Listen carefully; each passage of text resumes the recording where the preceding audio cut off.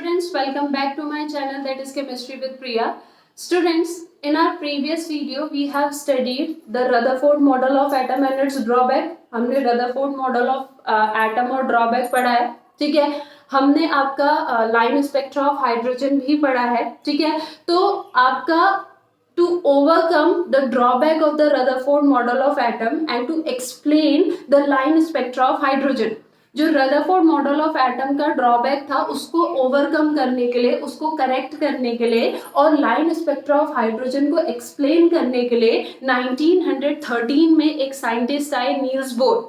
ठीक है, 1913 में एक साइंटिस्ट आए आपके नील्स बोर. उन्होंने एक मॉडल ऑफ एटम दिया which is based on the Planck's quantum theory, जो हम ऑलरेडी पढ़ चुके हैं. सो प्लैंक्स क्वांटम थ्योरी के बेस पे नील्स बोर ने एक मॉडल ऑफ एटम दिया and that model of atom is known as Bohr's model of atom. उस मॉडल ऑफ एटम को हमने क्या नाम दिया? Bohr's model of atom. और आज की इस वीडियो में हम बेटा बोर्स मॉडल ऑफ एटम को डीपली स्टडी करेंगे.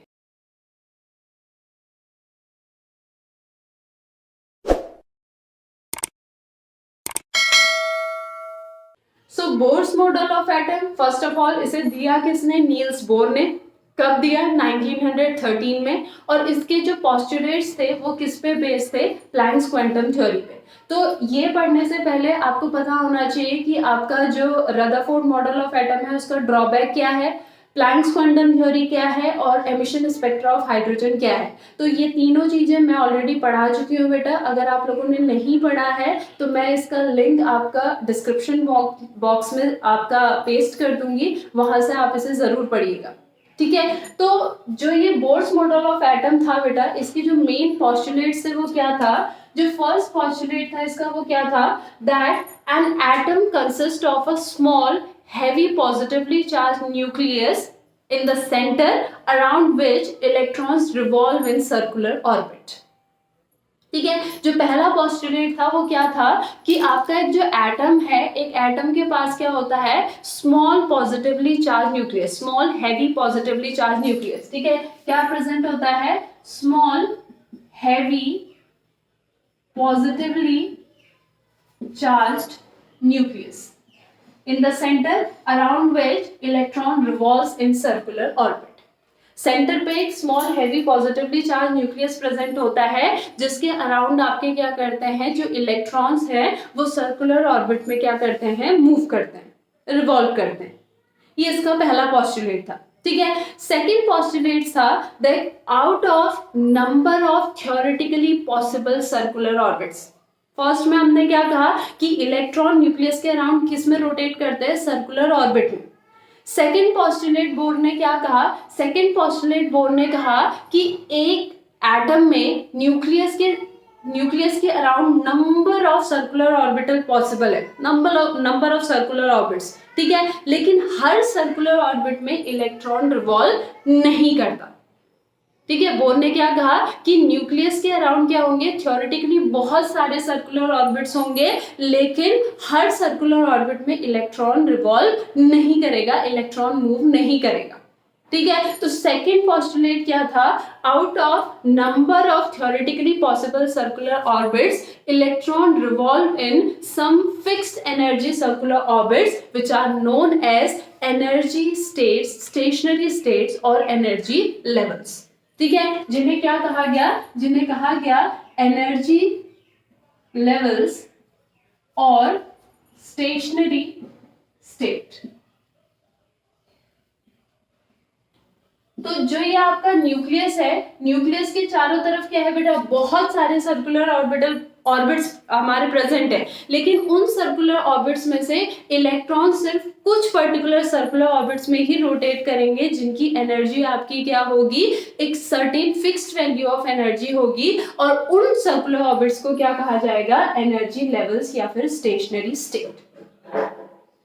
ठीक है. So out of large number of theoretically possible circular orbits, electron revolve only in fixed energy circular orbits which are known as energy levels or stationary state. ठीक है. अब यहाँ पे जो ये टर्म स्टेशनरी आया है, इस स्टेशनरी का मतलब ये नहीं है कि इन सर्कुलर ऑर्बिट्स में इलेक्ट्रॉन रुके हुए होते हैं. नहीं, इस स्टेशनरी का मतलब क्या है कि इन सर्कुलर ऑर्बिट्स में, यानी जिन सर्कुलर ऑर्बिट्स को हम क्या कह रहे हैं, एनर्जी लेवल्स या फिर स्टेशनरी स्टेट्स कह रहे हैं, इन सर्कुलर ऑर्बिट्स में जो एनर्जी होगी इलेक्ट्रॉन की वो क्या रहेगी, आपकी फिक्स्ड रहेगी, स्टेशनरी रहेगी।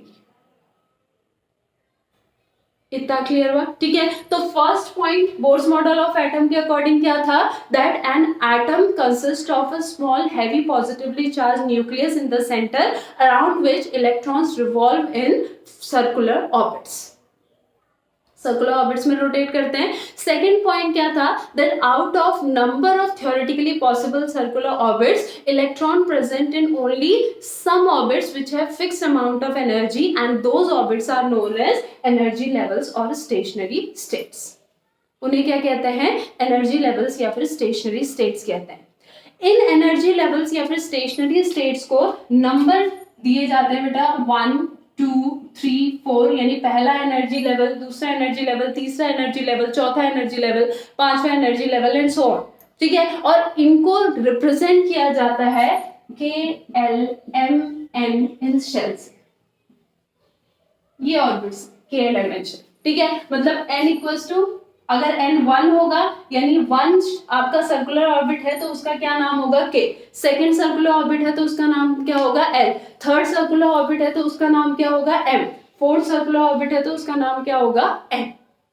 सो इस वे में इसका रिप्रेजेंटेशन होता है।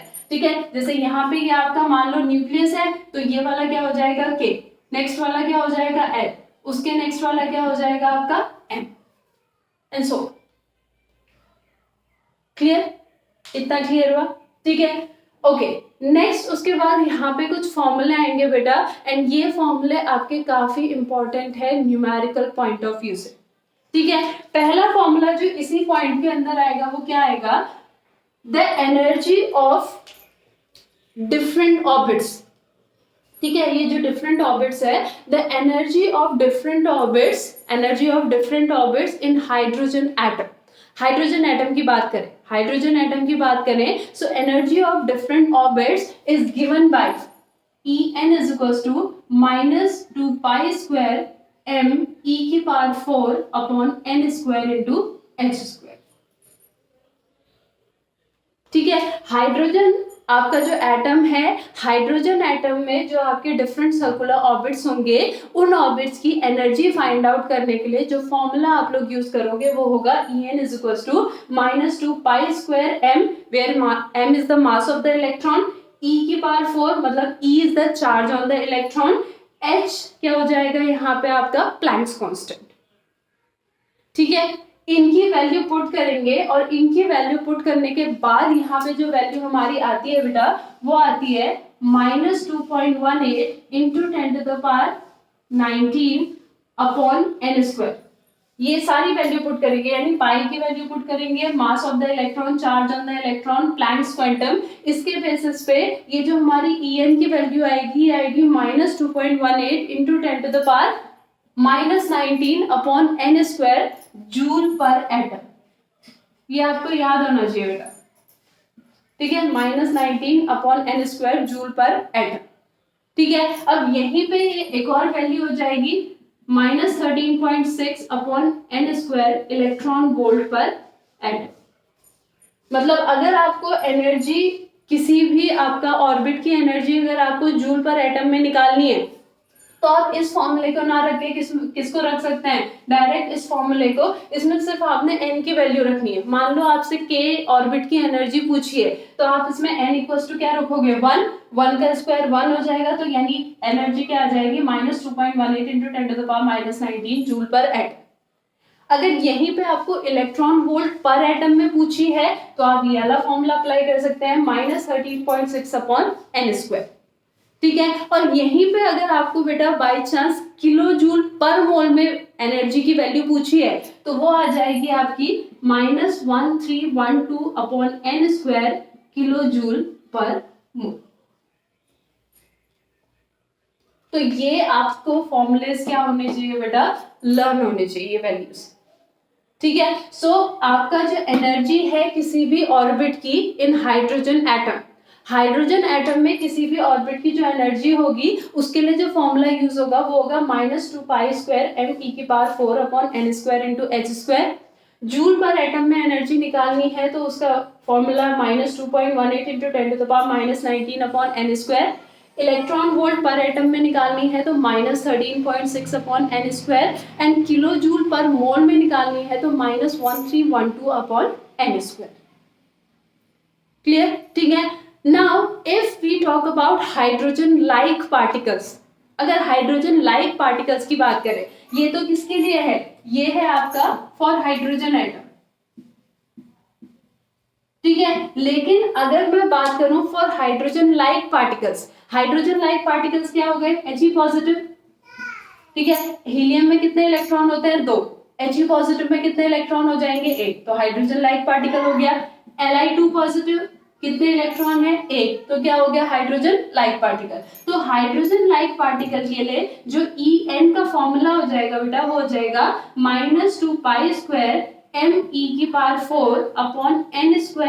× z²। यानी जितने भी ये फॉर्मूले लिखे हैं, इन फॉर्मूले के साथ आप अगर मल्टीप्लाई बाय z² कर दोगे, ठीक है, तो वो किसके लिए वैल्यू निकल जाएगी, हाइड्रोजन लाइक पार्टिकल्स के लिए, where z is the atomic number. यहाँ पे z हमारा क्या है, z है एटॉमिक नंबर। जैसे हीलियम के लिए एटॉमिक नंबर क्या आ जाएगा, 2, लिथियम के लिए एटॉमिक नंबर क्या आ जाएगा, 3, तो 2 का स्क्वायर 3 का स्क्वायर। सो ये अगर आप z² मल्टीप्लाई कर दोगे तो वहां पे किसकी वैल्यू आ जाएगी, energy of the orbits of hydrogen like particles. मैं हीलियम और लिथियम की बात नहीं कर रही हूँ, मैं He+ और Li2+ की बात कर रही हूँ, जो कि हाइड्रोजन लाइक पार्टिकल्स हैं, ठीक है। So energy of different orbits, जितने भी हमारे ऑर्बिट्स हैं आपका हाइड्रोजन एटम में, उनके लिए एनर्जी का फॉर्मूला ये होगा, और हाइड्रोजन लाइक पार्टिकल्स के लिए एनर्जी का फॉर्मूला हमारा ये होगा, ठीक है। Next if we talk about the radius of the different stationary states in hydrogen atom, जो डिफरेंट स्टेशनरी स्टेट्स है उनमें उनका जो रेडियस है, ठीक है, वो किस फॉर्मूले से निकलेगा, R = A0n², Rn = A0n², ठीक है। जहां पे जो ये A0 है, A0 हमारा क्या है, 52.9 picometre, which is also known as Bohr radius. इसको क्या कहते हैं, बोर रेडियस कहते हैं। सो फॉर्मूला क्या है, Rn = A0n², ठीक है। जहां पे जो A0 है ये क्या है, 52.9 picometre, and it is the radius of the first orbit, ये पहले ऑर्बिट का रेडियस है, ठीक है। That's why it is known as Bohr radius, ठीक है। और जहां n क्या हो जाएगा यहाँ पे, ऑर्बिट, ठीक है। अब अगर पहले ऑर्बिट क्या n की वैल्यू रखेंगे तो n की वैल्यू क्या होगी, 1, तो 52.9 इंटू 1 का स्क्वायर क्या निकलेगा, 52.9, तो वही हमारा क्या है, जो पहला ऑर्बिट है उसका रेडियस है, that's why it is known as Bohr radius. अब सेकंड ऑर्बिट का निकालोगे होंगे तो सेकंड ऑर्बिट के लिए आप क्या करोगे, 52.9 इंटू 2 का होल स्क्वायर, यानी 52.9 इंटू 4, जो भी वैल्यू आएगी ये वैल्यू किसका रेडियस होगा, सेकंड ऑर्बिट का रेडियस, ठीक है। And for hydrogen like particles, hydrogen like particles के लिए जो Rn की वैल्यू होगी वो होगी A0n²/z। This is for hydrogen like particles like He+, Li2+, clear. तो हाइड्रोजन के लिए जो डिफरेंट ऑर्बिट्स होंगे उसका जो रेडियस निकलेगा वो इस फॉर्मूले से निकलेगा, और हाइड्रोजन लाइक पार्टिकल्स के लिए जो आपका रेडियस निकलेगा वो divided by z, where z is the atomic number. 2 फॉर्मूले हो गए, ये 2 फॉर्मूले आपको याद होने चाहिए। नेक्स्ट है आपका velocity with which the electrons revolve in different circular orbits. जो इलेक्ट्रॉन्स हैं जिस वेलोसिटी से वो डिफरेंट सर्कुलर ऑर्बिट्स में क्या कर रहे हैं, रिवॉल्व कर रहे हैं, उस वेलोसिटी को अगर आपने फाइंड आउट करना है, ठीक है, उस वेलोसिटी को अगर आपने फाइंड आउट करना है तो उस वेलोसिटी का फॉर्मूला क्या हो जाएगा, v0 इंटू z/n, ठीक है। मतलब अगर मैं आपका फॉर हाइड्रोजन के लिए कहूँ तो इंटू 1/n हो जाएगा, and for hydrogen like particle के लिए कहूँ तो इंटू z/n, ठीक है, this is the velocity with which the electrons revolve in different circular orbits. और जहां पे जो ये v0 है ये है हमारा 2.188 इंटू 10⁸ सेंटीमीटर पर सेकेंड। इसकी वैल्यू हमारी क्या है, फिक्स्ड है। यानी ये v0 क्या है आपका, velocity of the electron in the first orbit. First orbit में जो इलेक्ट्रॉन है हाइड्रोजन के, ठीक है, हाइड्रोजन एटम के फर्स्ट ऑर्बिट में जो आपका इलेक्ट्रॉन है उसकी वैल्यू, उसकी वेलोसिटी कितनी है, 2.188 इंटू 10⁸ सेंटीमीटर पर सेकेंड। हाइड्रोजन लाइट पार्टिकल्स के लिए निकालने के लिए आप z की वैल्यू रख दो, He के लिए आपका क्या रख दो, z आपका 2 आ जाएगा, Li के लिए z हमारा क्या आ जाएगा, 3 आ जाएगा। दिस थिंग इज क्लियर, ये फॉर्मूला भी क्लियर हुआ। तो ये 3 फॉर्मूले हमारे किसमें, आपके सेकंड पॉइंट में बन रहे हैं, जो पॉइंट क्या कहता है कि न्यूक्लियस के अराउंड बहुत सारे सर्कुलर ऑर्बिट्स हैं, लेकिन उन सर्कुलर ऑर्बिट्स में से इलेक्ट्रॉन सिर्फ कुछ ही सर्कुलर ऑर्बिट्स में रिवॉल्व करेंगे जिन सर्कुलर ऑर्बिट्स की एनर्जी फिक्स्ड होगी, और उन सर्कुलर ऑर्बिट्स को क्या कहते हैं, आपका एनर्जी लेवल्स या फिर स्टेशनरी स्टेट्स। और उन एनर्जी लेवल्स और स्टेशनरी स्टेट की एक डेफिनेट एनर्जी होगी, उसका डेफिनेट रेडियस होगा, उसमें जो इलेक्ट्रॉन्स रिवॉल्व करेंगे उनकी डेफिनेट क्या होगी, वेलोसिटी होगी। इतना क्लियर हो बेटा? This thing is clear. Now the third point is energy of the electron is quantized. ठीक है, थर्ड क्या आएगा आपका, energy of the electron is quantized. Now यहाँ पे जो ये टर्म क्वांटाइज्ड है बेटा, इस क्वांटाइज्ड का मतलब क्या है, जैसे फॉर एग्जांपल आप लोग क्या कर रहे हो, किसी भी टैक्सी में ट्रैवल कर रहे हो, ठीक है, आप टैक्सी में ट्रैवल किया, जैसे ही आप टैक्सी में बैठे, टैक्सी वाला क्या करता है, आपका जो फेयर मीटर होता है जिसमें आपका अमाउंट आता है उसको वो क्या कर देता है, ऑन कर देता है, और साथ ही साथ वहां पे आपका स्पीडोमीटर भी होता है जो हमें स्पीड बताता है। ठीक है ना, जब टैक्सी ट्रैवल करना स्टार्ट होगी तो स्पीडोमीटर में क्या होगा, कभी स्पीड कम होगी, कभी स्पीड ज्यादा होगी, कभी बहुत कम हो जाएगी, कभी बहुत ज्यादा हो जाएगी। यानी स्पीडोमीटर में जो स्पीड की सुई होगी वो एक डेफिनेट वे में मूव नहीं करेगी, लेकिन वहीं पे हम फेयर मीटर देखेंगे जहां पे आपका अमाउंट पता चलता है हमें, तो उसमें क्या होगा, एक फिक्स चेंज होगा, मतलब पर किलोमीटर के अकॉर्डिंग वहां पे क्या होगा, आपका चेंज होगा। जैसे ही 1 किलोमीटर वहां पे होगा, अगर मान लो 1 किलोमीटर का 10 रुपी फिक्स है, तो जैसे ही 1 किलोमीटर हम कवर करेंगे वैसे ही फेयर में क्या शो हो जाएगा, ₹10, और वो ₹10 आपका डायरेक्ट किस में कन्वर्ट होगा, 20 में कन्वर्ट होगा जब हम 2nd किलोमीटर वहां पे कवर करेंगे। ठीक है, फिर वो सेकंड से 3rd किलोमीटर में जाएगा और ये 20 से किस में जाएगा, 30 में जाएगा। यानी वहां पे क्या होगा, आपका एक डेफिनेट अमाउंट में क्या होगा, चेंज होगा। तो वही चीज बेटा हमारी यहाँ पे भी होती है कि energy of the electron is quantized. ठीक है, जब हम क्या करते हैं, आपका इलेक्ट्रॉन की एनर्जी देखते हैं पर्टिकुलर ऑर्बिट्स में, तो हर ऑर्बिट्स में उनकी जो एनर्जी है वो क्या है, फिक्स्ड है। यानी एक ऑर्बिट से दूसरे ऑर्बिट में जब हम जाएंगे तो जो एनर्जी चेंज होगा वो हमेशा क्या रहेगा, आपका फिक्स्ड रहेगा। ठीक है, with time energy of the electron does not changes, time के साथ energy of the electron change नहीं होता है। So energy of the electron is quantized का क्या मतलब है, energy of the electron is quantized का मतलब है कि एक सर्कुलर ऑर्बिट में जो इलेक्ट्रॉन्स हमारे एग्जिस्ट करते हैं, उन इलेक्ट्रॉन्स की जो एनर्जी होती है वो क्या रहती है, फिक्स्ड रहती है, टाइम के साथ वो चेंज नहीं होती है, and this is known as quantization of energy. Clear? ठीक है, नेक्स्ट पॉइंट, जो 4th पॉइंट यहाँ पे बोला गया वो ये बोला गया that angular momentum of electron, जो एंगुलर मोमेंटम है हमारा इलेक्ट्रॉन का, angular momentum of the electron is also quantized.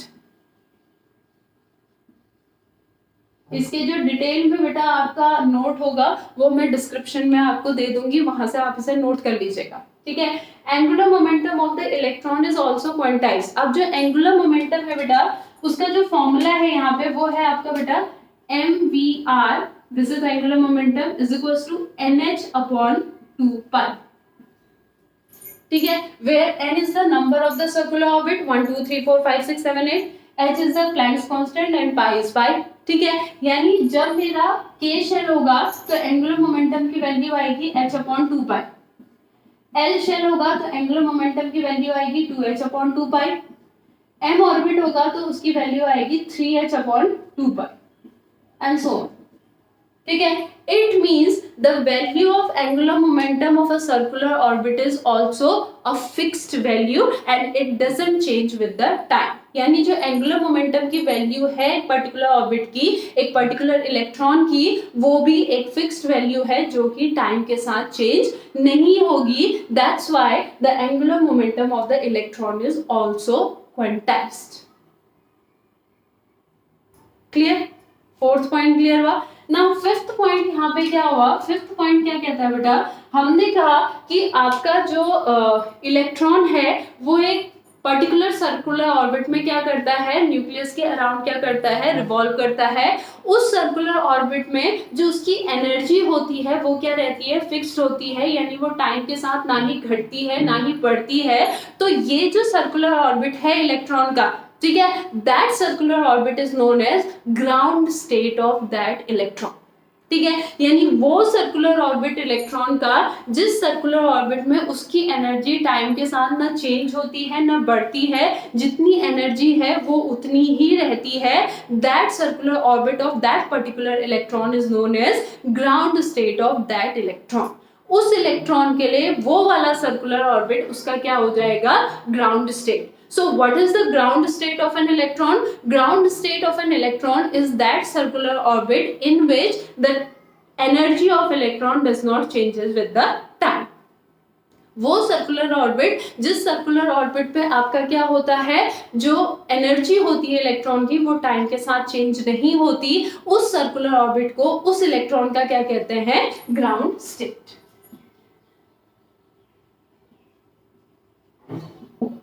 उसको हम क्या कहते हैं, उसका ग्राउंड स्टेट।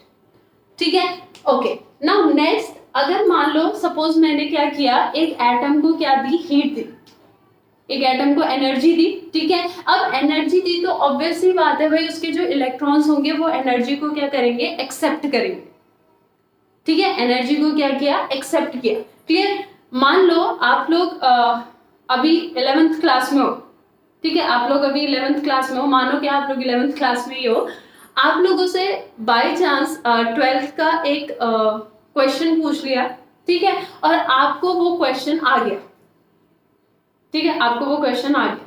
ठीक है, अब मैंने कहा आपसे कि अरे इस बच्चे को तो 12th का क्वेश्चन आ गया है, मैं इसको 12th क्लास में प्रमोट कर देती हूँ। ठीक है, मैंने आपको 12th क्लास में प्रमोट कर दिया, यानी 11th जो बेसिक था वो आपने कुछ भी नहीं पढ़ा, आप डायरेक्ट 12th में चले गए, मैंने आपको प्रमोट कर दिया। ठीक है, तो क्या होगा बेटा, आफ्टर सम टाइम क्या होगा, आपको वो समझ में ही नहीं आएगा, क्योंकि स्टार्टिंग में जो क्वेश्चन था वो आपको समझ में आया, आपने बता दिया, लेकिन आफ्टर सम टाइम क्या होगा, आपको 12th के जो डीप कॉन्सेप्ट है, जिसके आप बेसिक 11th है, जो बेस हमने पढ़ना था 11th में वो हमने पढ़ा ही नहीं, तो हमें 12th में वो चीज समझ में नहीं आएगी, और फाइनली क्या होगा, हमें 11th में वापस आना पड़ेगा, यानी 11th की बुक को वापस पढ़ना पड़ेगा उस बेस को समझने के लिए। क्लियर? तो सेम केस बेटा एटम में भी होता है। एटम में क्या है, मान लो मैंने एटम को एनर्जी दी, एटम के इलेक्ट्रॉन्स ने एनर्जी को क्या किया, गेन किया, एनर्जी एब्जॉर्ब कर, एनर्जी एब्जॉर्ब कर ली, तो अब उनकी एनर्जी क्या हो गई, जिस सर्कुलर ऑर्बिट में वो रिवॉल्व कर रहे थे उस सर्कुलर ऑर्बिट से उनकी एनर्जी क्या हो गई, ज्यादा हो गई। तो ऑब्वियस सी बात है वो उस सर्कुलर ऑर्बिट में तो रोटेट करेंगे नहीं, तो वो कहाँ आ जाएंगे, ऐसे सर्कुलर ऑर्बिट में जंप करके आ जाएंगे जिनकी एनर्जी अभी उनकी एनर्जी के बराबर है। ठीक है, मान लो पहले जो इलेक्ट्रॉन था उसकी ग्राउंड स्टेट में एनर्जी कितनी थी, E थी। ठीक है, अब मैंने उस इलेक्ट्रॉन को क्या की, एनर्जी दी, जिससे उसकी एनर्जी E से क्या हो गई, E1 हो गई। तो वो किस सर्कुलर ऑर्बिट में आ जाएगा, जिसकी एनर्जी कितनी होगी, E1 होगी। ठीक है, लेकिन जब वो सर्कुलर ऑर्बिट में आ जाएगा तो आफ्टर सम टाइम उसको वहां पे अनकंफर्टेबल होगा। क्यों? क्योंकि उसको वो जो एनर्जी है वो उसको होल्ड नहीं कर पा रहा है, तो वो क्या करेगा, इस E1 अमाउंट ऑफ एनर्जी को क्या कर देगा, रिलीज कर देगा, और वापस किस में कन्वर्ट हो जाएगा, E में, और वापस किस में आ जाएगा, अपनी ग्राउंड स्टेट में। ठीक है, सो यहाँ पे आपका क्या हुआ, जो इलेक्ट्रॉन था उसने एनर्जी को एब्जॉर्ब किया, ग्राउंड स्टेट से जंप करके वो दूसरे सर्कुलर ऑर्बिट में गया, and that circular orbit is known as excited state. उस सर्कुलर ऑर्बिट को हम क्या कह देंगे, एक्साइटेड स्टेट।